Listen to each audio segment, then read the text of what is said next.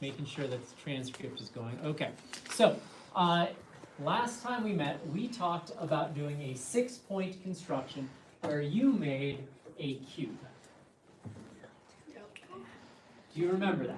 Yes. Okay, so today, you did so well with the cube that I'm going to skip ahead just one drawing. This is pretty cool, and I want to talk to you a little bit more about the importance of what we're doing today. Now, I agree, I love constructed drawings, it's fun, but it's more than just fun. It actually has a meaning and purpose behind it. So, nothing says fun like talking about my vacation last October. So in October, when Miss Howard was here, you had, we went to southern Spain and we visited this building here, which is called Alhambra, which is in Granada, Spain. And what do you guys think about the outside of this building? It looks like bricks. Yes? It's good. It's like a castle, like an old castle. It looks like an old castle. Is this fancy at all? Well, on that time it was fancy. I haven't seen the inside. Okay. So, William says he wants to look at the inside. So here we go. So we're going to take a quick look at the inside. So, here we go. This is what it looks like on the inside. That is Okay, you can look at the board. All right. Go like inside the building. The entire inside of the building has these so this is a plaster that is affixed to the wall. And it's really well known for not only this plaster work, but these tiles. And every room has a different tile pattern. Every room has a different plaster pattern. So no two rooms are the same. Quite frankly, it is one of the most beautiful buildings you can ever see. One of the cool things, well, I'll tell you a little more history about it. Granada is in southern Spain right here. And in 1750, a Islamic tribe called the Moors invaded Spain through the Straits of Gibraltar, and they occupied Spain for 800 years. It's a long, long time. So, the Moors had a capital in Granada, and the Alhambra was one of the palaces for the rulers. It was actually a vacation home because Granada is starting to go into the mountains, and in the summer it gets hot in southern Spain, and so it's cooler in Granada because it has a higher elevation. So this is a summer palace. Now the funny thing is the summer palace has another summer palace, but you know, whatever. All right, so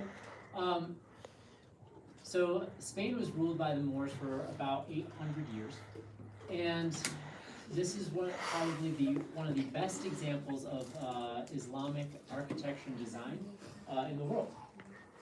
What do you like? Oh, you find that funny? All right, so we're looking at this, and I'm looking at this sort of central design here, and this central design here. What do you see that's common for these two central designs? Discuss with your table mates. What is the star? 3 points. There's no what's common is Okay, 3, 2, 1. Toby, what do you notice is common between this ceiling, so this is the ceiling, and this plaster pattern that happened to be on a wall in a different room? Well, something I saw was like kind of like the center of the design is kind of obvious. And in the center, what design do you see? A circle. A circle? A star.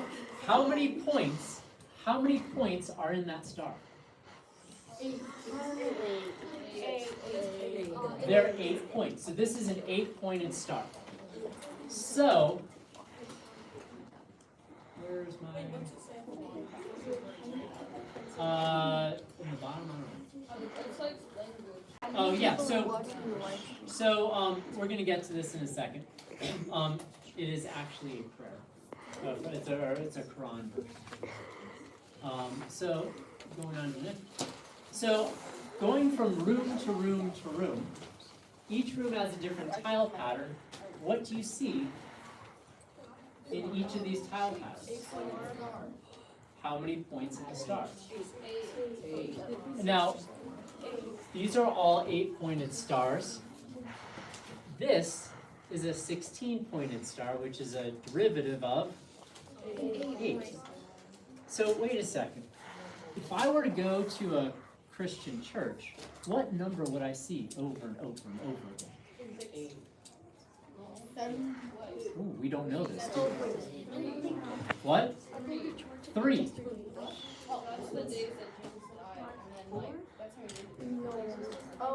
He would definitely. Well, say Wait, I have a question. A Christian or Catholic? that it's the same. It's the same. No, it's not. So Christian, No, porque yo voy a quitar.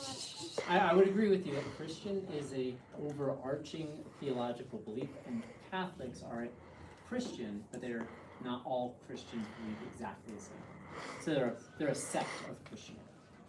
But all Christian churches have things of 3. Because they represent Father, the Son, and the Holy Spirit. So that's why it's 3. Great, got that? Father, Son, okay. So the question I have is, why in Islamic architecture do I see the 8-pointed star over and over and over again? Could you please, they do not have 8 gods, they have 1. So would you please take out your Chromebooks. With your partners, I would like you to find what is the significance of the 8-pointed star in Islamic design. So you got 3 minutes with your partner, let's go. Oh my God.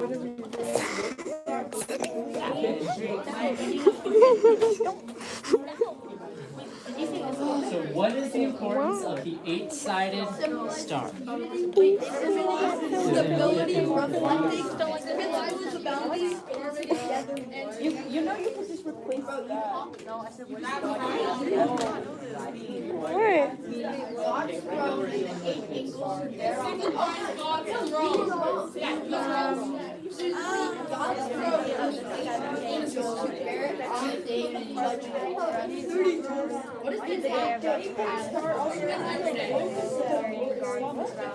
Okay, 30 more seconds. A significant event for individuals.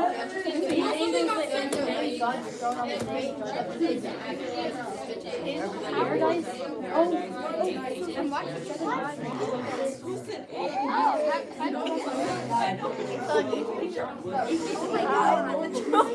Sabina.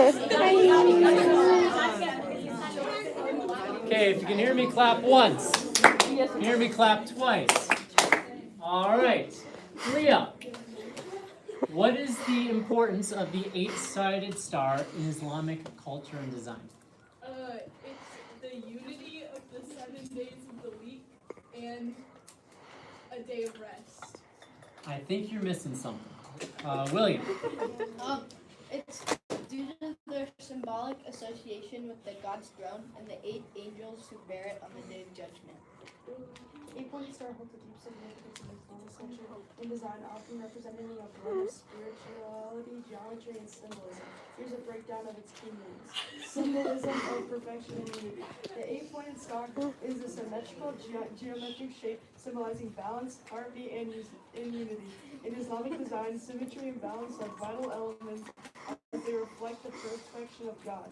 And in number 8, like many numbers in Islam, is seen as having cosmic significance as its representation through a star shape suggests the unity of the material and spiritual worlds. Number 2, connection to the Islamic art and agriculture. The 8-pointed star is commonly seen in Islamic art especially in tile work, physics, and wait, yeah. So there's like, There is a test on this later, so you better be paying attention. You okay? Feel good about this test? Alright. So, waterfall. So anyways, 8 is a very significant thing. So I'm going to go back to a picture that we had before. Does anyone see the 8-pointed star in this diagram from before? So pick it out right now. So this is a typical room in the Alhambra.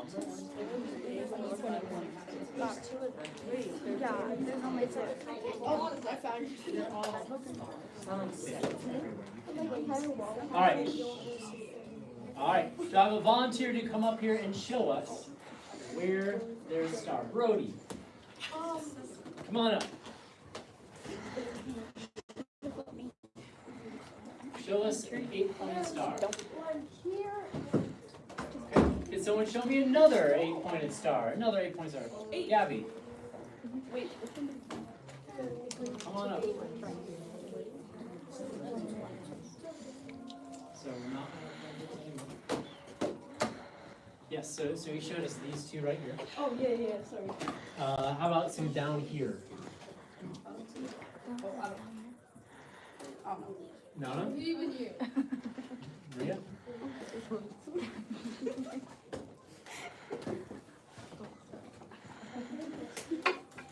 Yeah, these are all 8-pointed circles.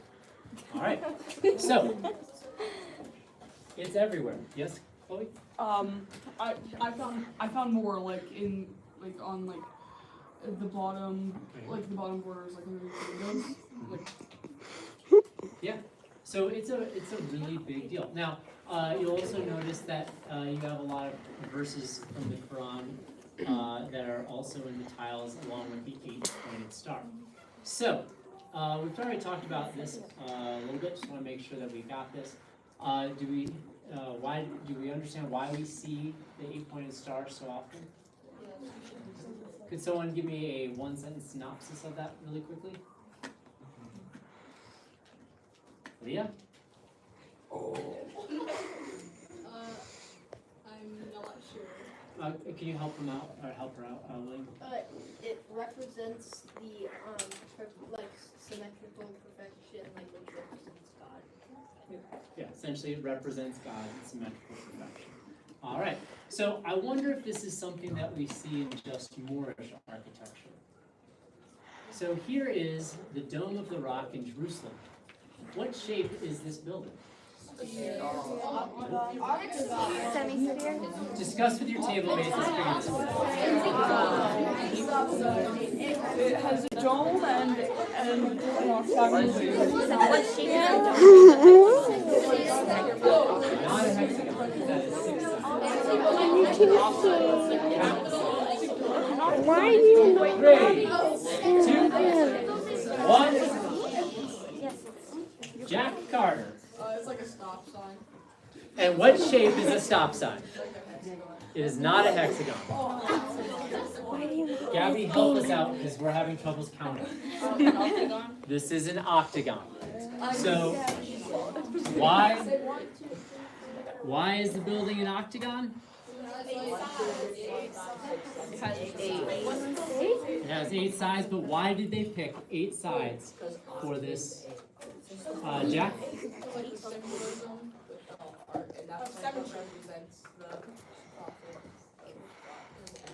The balance and serenity of God. All right. So, incidentally, most Catholic cathedrals are made in what shape? Not, Octagon. my goodness. They're not triangles. We'll talk about this a little more in depth later, apparently. Cathedrals are all in the shape of a cross. Yeah. All right. So, this is a very common thing for religions to do. And so we have some more examples of tile work using 8s. This is a 6, which is what we did last time. So they sometimes use 6s and 12s as well. So one last little note. would you say that this also looks like the Islamic design we've just looked at? Yeah. But yet it's in a church in Ecuador. Why would that be? Why would there be a church in Ecuador with traditional Islamic design?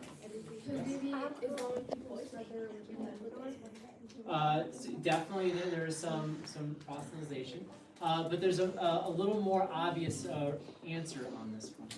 Well, isn't Judaism, Christianity, and Islam all connected? So They're all connected. So some of the practices from all the three religions could carry over to a different religion. Yeah, that's definitely that definitely could be there. What country did the Moors invade? Spain. Who did Spain then invade? It's South America, us. So when the Spanish invaded South America, they brought this Moorish architecture with them and incorporated it into their own religious structures, even though it is Christian instead of Islam. So guess what we are going to be making today? Triangles. Circles.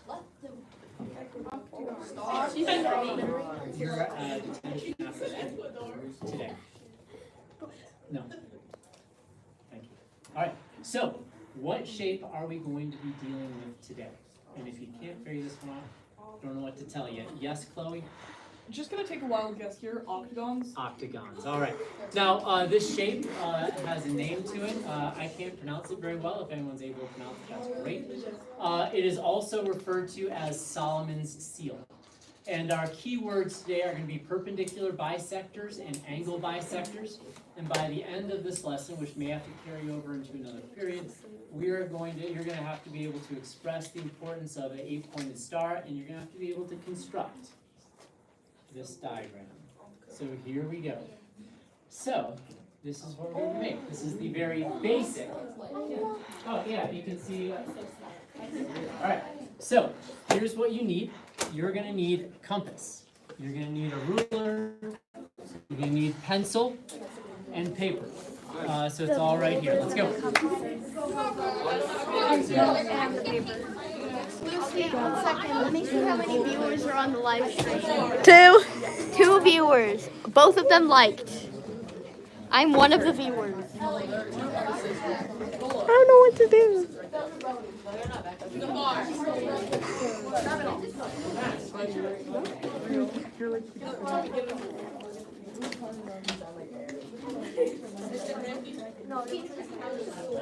Oh, yes, that is not a sword. That is a safety cardboard cutter.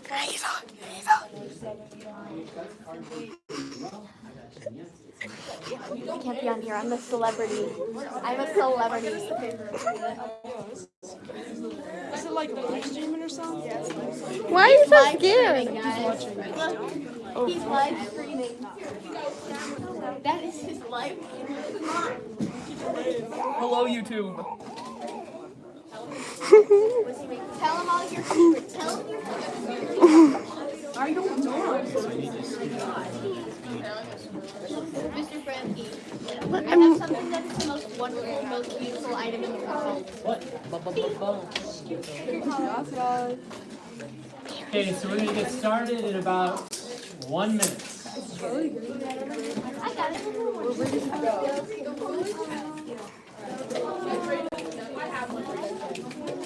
Wow, there's 2 people watching. Wait, no, now there's 4.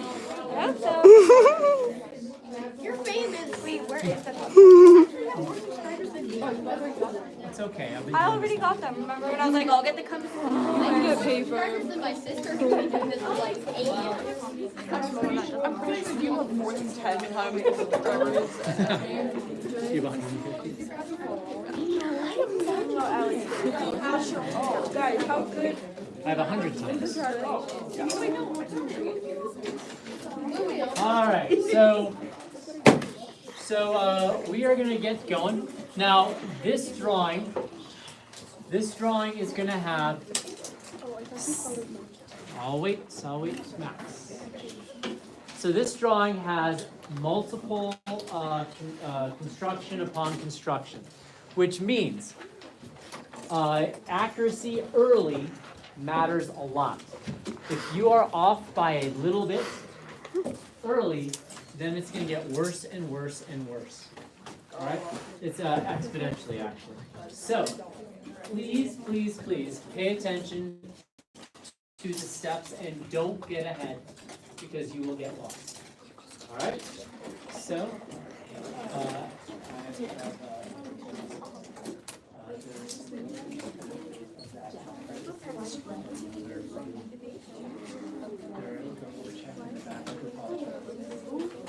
right. So, here we go. So, thumbs up if you're ready. Okay. So here we go. We're going to have to be pretty accurate on this one. So the first thing that we are going to do is we are going to draw a center point. Now the center point does not necessarily have to be in the absolute middle of the paper, but you want it to be close to the middle of the paper. So I'm going to pull up my math tools here. So I need a compass. Now, I again want to have a circle that is large. It cannot go off the paper, but here's the thing. This construction is going to require some construction lines that are outside of the circle. So on this one, you don't want your circle to be too big. You know, I don't have a certain setting that you want. You just want to make sure that it is reasonably large, but not ridiculously large, which is not super helpful, but you'll get the idea. All right, so now we have a center and we have a circle. And again, we're going to have to draw a diameter. Do not go ahead of the diameter, because after the diameter, the process will be different. So I'm going to zoom in to make sure I am accurate. Accuracy is absolutely important. And so you're going to draw your diameter. And so now you have a center, a circle, and a diameter. And these are all construction lines so far. So that means that you want these lines to be light and thin. Light and thin. If the circle is heavy and dark, it's not the end of the world, and everything else is equal. All right, thumbs up if you're ready to continue.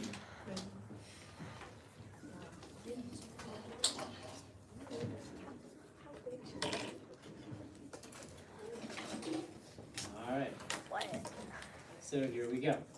So the next thing that we're going to do is we're going to create what is called a perpendicular bisector. And this is actually a mathematical word. Perpendicular, can someone show me, actually everyone show me on your arms, what does a perpendicular mean? Okay, meeting at a 90-degree angle. Rosie? 90 degrees. So yeah, either way it's fine. So we're meeting at a 90-degree angle. So that's perpendicular, that's parallel. We want perpendicular. Yeah. And bisect. Bi, the prefix bi means to, sect meaning cut. So we want to cut this diameter with a perpendicular line, and we want to cut the diameter into two equal pieces. And so that's what a perpendicular bisector is, and here's how to do it. So please watch, I will just watch first, and then I will do the instructions a second time, and that's when I want you to follow. So what I'm going to do is I'm going to put the metal compass point at the intersection of the diameter and the circle. I'm going to zoom in to make sure it's accurate because accuracy matters. I'm going to zoom out. So then I'm going to open my compass past the midpoint or past the center of the circle. Again, you don't have to follow along. I will do it a second time. And what I'm going to do is, so I'm going to make a note. My compass setting is at 340 pixels. So then I'm going to make two arcs one arc above the diameter, and the second arc is going to be below the diameter. Then, without letting the compass setting change, notice how it's still 340. I'm going to put the metal compass tip at the intersection of the diameter on the other side of the circle. I'm going to zoom in to make sure that I am accurate, which I now am. And without letting the compass setting change, I'm going to draw two more arcs, and these arcs are going to intersect the original arcs, thus creating two intersecting pairs of arcs. So now you can follow along, and I'm going to do it again. So everyone has their compass. I'm going to place the metal compass point at the intersection of the diameter and the circle. Then I'm going to open my compass point past halfway, and in this case it doesn't matter how far past halfway, so now I'm at 174, whatever.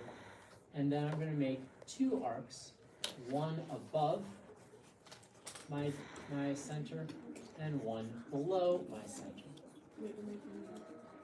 So you're following along. And then without letting your compass setting change, you're going to do the exact same thing. You need it darker? Wait, do we do it all the way? I would not do it all the way. There you go. Is that easier to see? Okay. Oh, wait, look at this. And so, Does it feel like curves a little bit?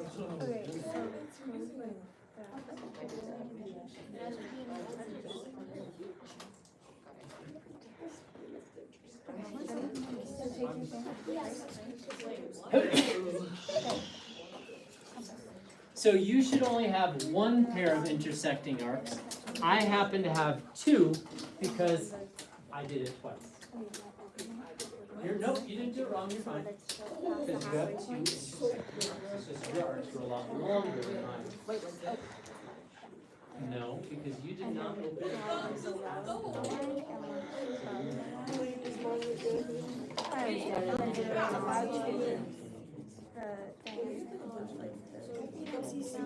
not likely. Okay.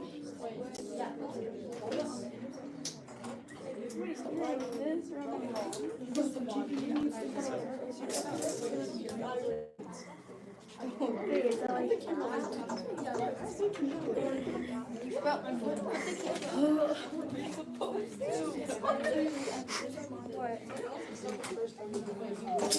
All right.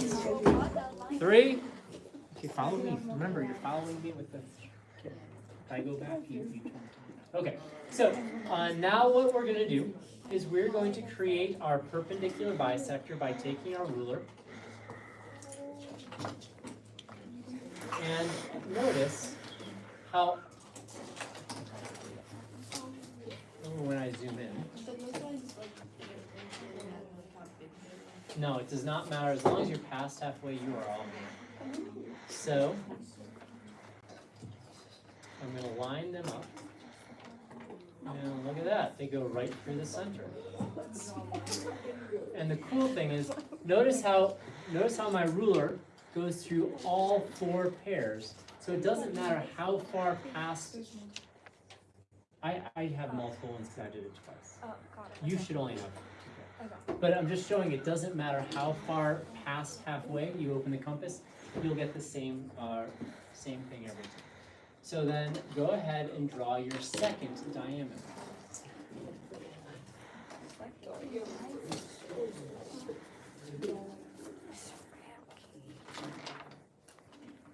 Is this a construction line too? This is a construction line. All right. So now, after creating our perpendicular bisector, we now need to create an angle bisector. Well, if a perpendicular bisector cut a line in half, what do you think an angle bisector is going to do? Could someone please raise your hand? What is an angle bisector going to do? What is an angle bisector going to do? Charlie? Cut an angle in half. That's exactly right. So, what we're going to do is we're going to place the metal compass point at the intersection of one of the diameters in the circle. Just hold on a second, I will answer, everything will be clear. So again, please watch, and I will do it a second time. So what I'm going to do is I am going to pretend I know where the angle bisector is. I'm just pretending. The angle bisector is going to be somewhere around here, right? So what I'm going to do is I'm going to have my compass open past my imaginary angle bisector. Does it matter how far past? No. Now if it's so big, then my intersecting arcs will go off the page, so I don't want it too big. And if it's too small, I won't get any intersecting arcs. But if I have it just open past, that should be good. So now what I'm going to do is I'm going to do 2 more arcs. One here, and one here.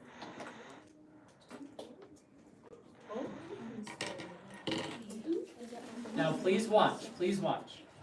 Without letting your compass setting change, you're then going to put the compass point at another intersection of diameter and circle. That's pretty good. Please watch, because this is going to happen to a lot of you. So I'm now going to draw my arc. But wait a second. Those arcs don't intersect. Did I do it wrong? No. It just means I have to go back and extend my arc. So, there we go. All right. Does that make sense? Okay.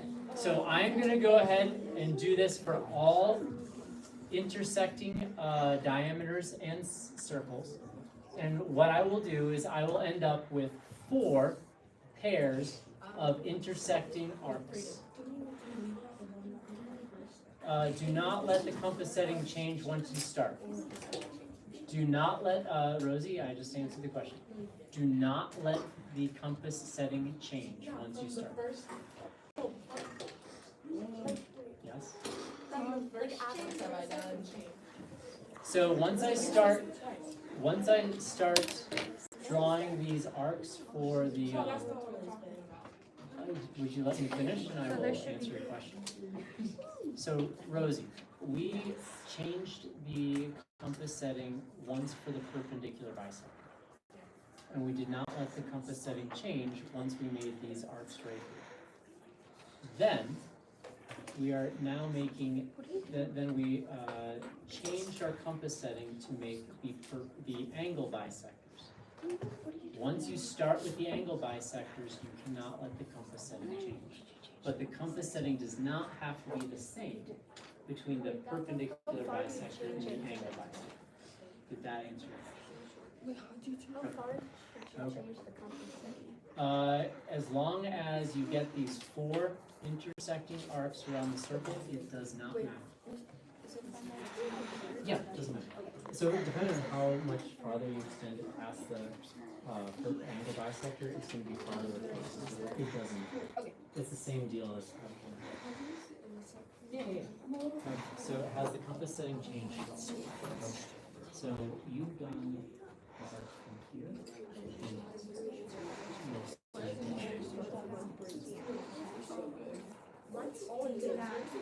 So you do all 4. Yes. I need help with the Yeah, I'm gonna help you out with this one. Okay. I'm gonna start with the design shirts, right?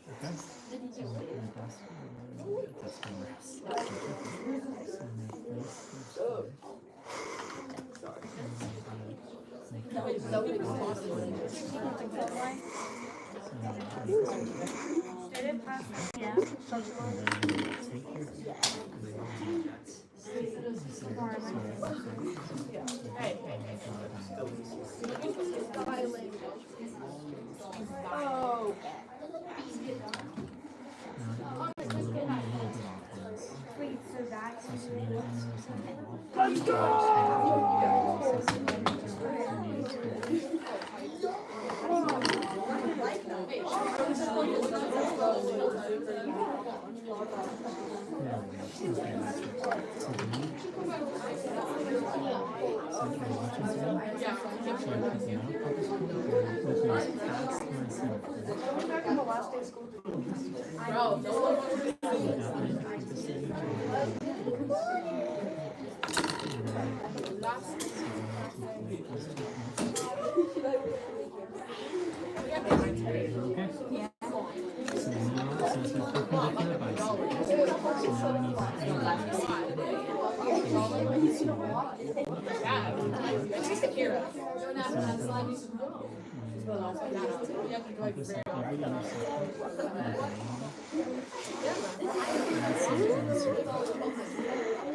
Look behind you. So now I know I'm not your hero. Can you take the ruler and please? All right. If you can hear me, clap once. Throw books away. Clap twice. All right. You ready? Okay. So the next step is we are going to take our ruler and we are going to connect points of intersection across the circle. And if we have done everything right, all of the diameters should go direct. Oh, that's pretty good. All the diameters should go directly through the center of my circle.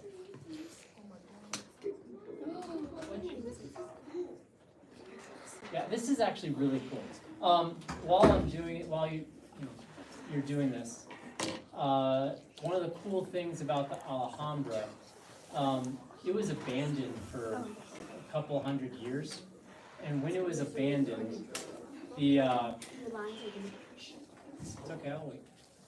While it was abandoned, southern Spain had a lot of ethnic gypsies, and so gypsies ended up living in the Alhambra for years, and the building wasn't well taken care of.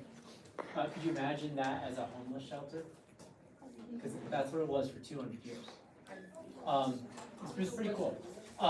But no one was fixing up the building, and over 200 years, things would start falling apart. A lot of those tile designs had fallen apart and got repurposed. But as long as you have one tile, you can recreate everything else because of these geometric constructions. All you need is one tile and you can do everything. It's pretty cool. All right, so now we have 8 points on our circle. Pretty cool. So now what we're going to do is we are going to create 2 squares. Not one, but 2. So I'm going to have a red square that I've actually been to Red Square. It's pretty nice. Red Square's in Moscow. All right. So what we're going to do is we are going to connect points of intersection.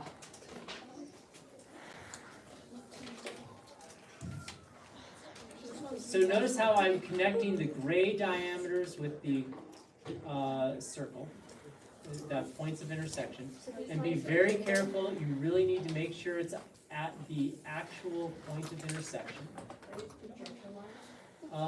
These are yes and no. There's going to be some erasing on this one. And then I am also going to draw a second square, but this time it's going to be blue. So we end up with 2 different squares.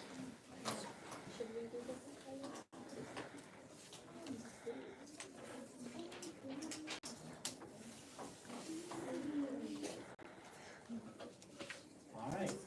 So now we have 2 squares. So we have 1.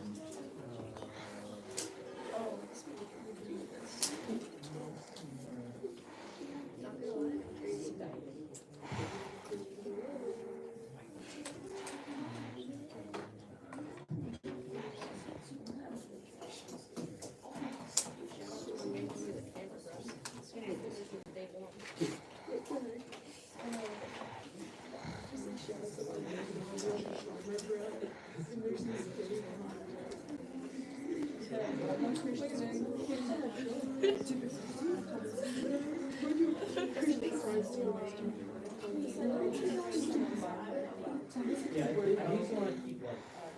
Wow, it looks like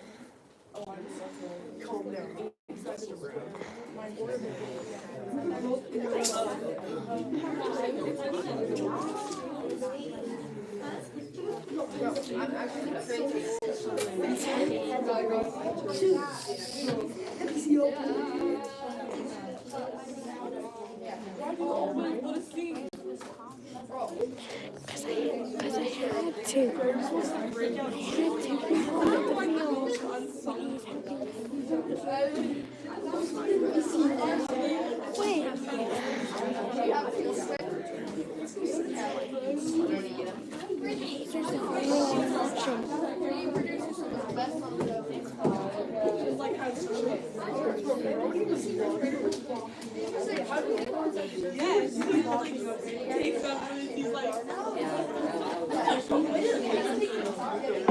That's what you stole from me. You make people tackle. You make people tackle. Keep on. Otherwise, you go to the next. I took the ball. I got way too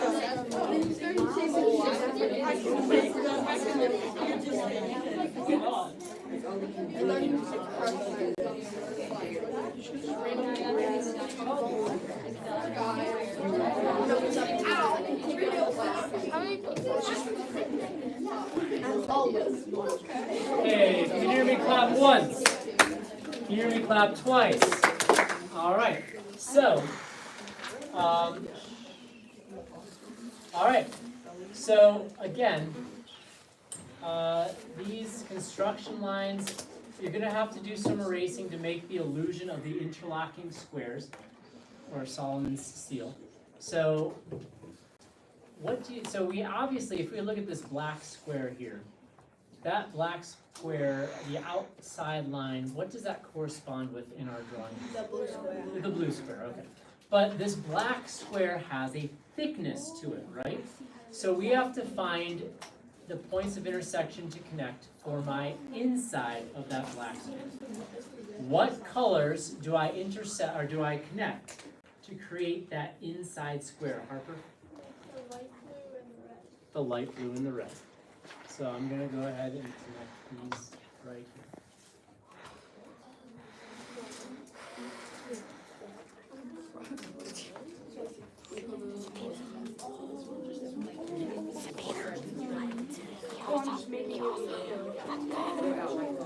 So go ahead and put in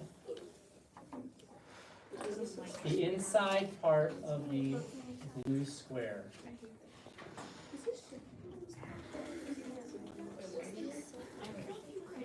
It's not just art class. You realize how much history you just learned? Yeah, this we is, are learning math right now. So Henry and Jackson said, sorry, William and Jackson said that we're learning math. I don't know where Henry is. So these constructions, the perpendicular bisector and angle bisectors, are actually part of the high school geometry standards. So yes, this is actually math. It's kind of cool. It's math, history, and art all together. It's synergy. That's like my favorite class. This is it. All right. So now we also need to do the same thing with the red square. So what am I going to put connect for my red square? William? The dark blue and the light blue line. The dark blue and The light gray. the gray. So dark blue and gray.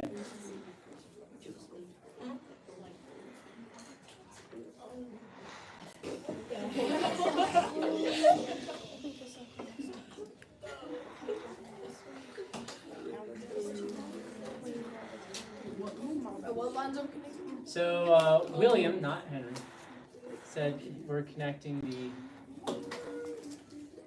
the blue and the gray. No!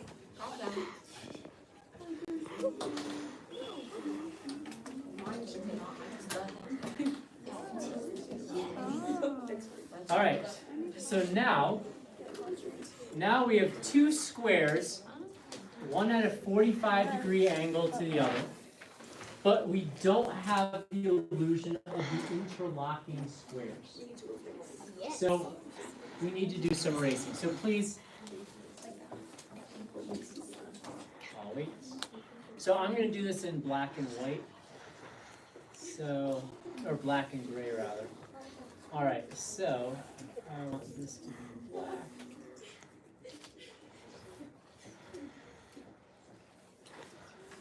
I'm going to go gray here. All right. So here we go. So I am going to look. Okay, I'm going to do the blue or the black square first. So notice how this point, I'm going to start at this point right here. That corresponds here. So actually, I need to move this to the back layer. All right, so here we go. You guys ready for this? Yeah. Okay, so this point here corresponds with this point here in my example. So I'm going to start there. So from here, notice how the black square goes over the white square. So I am going to go over. Now when I get to this point here, this is where I duck under the white square.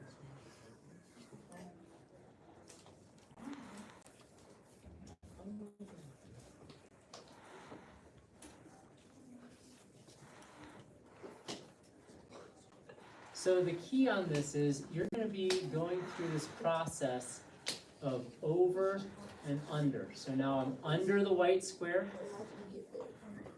So now I'm going to go over the white square here. When I get to this point, I'm ducking underneath the white square.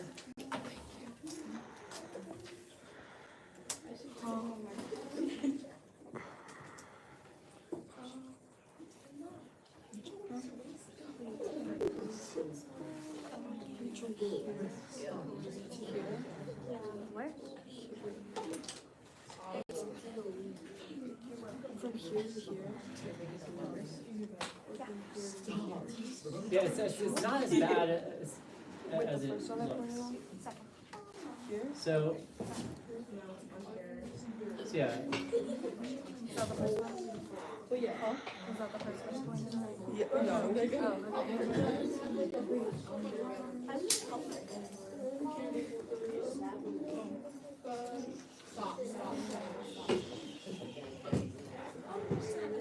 Oh, you just messed me up 10 seconds.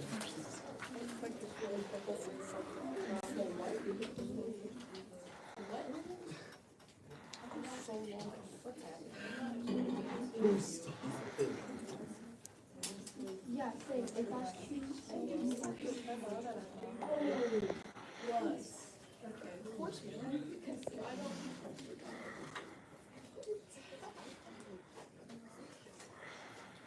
So I'm starting to get worried about time, so I'm actually rushing and it's making a worse product. I'm sorry about that.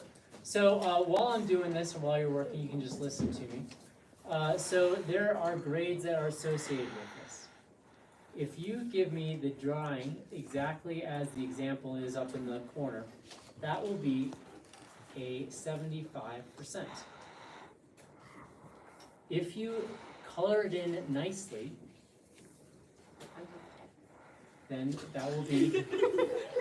Now when I say nicely, I expect the edges to be absolutely straight.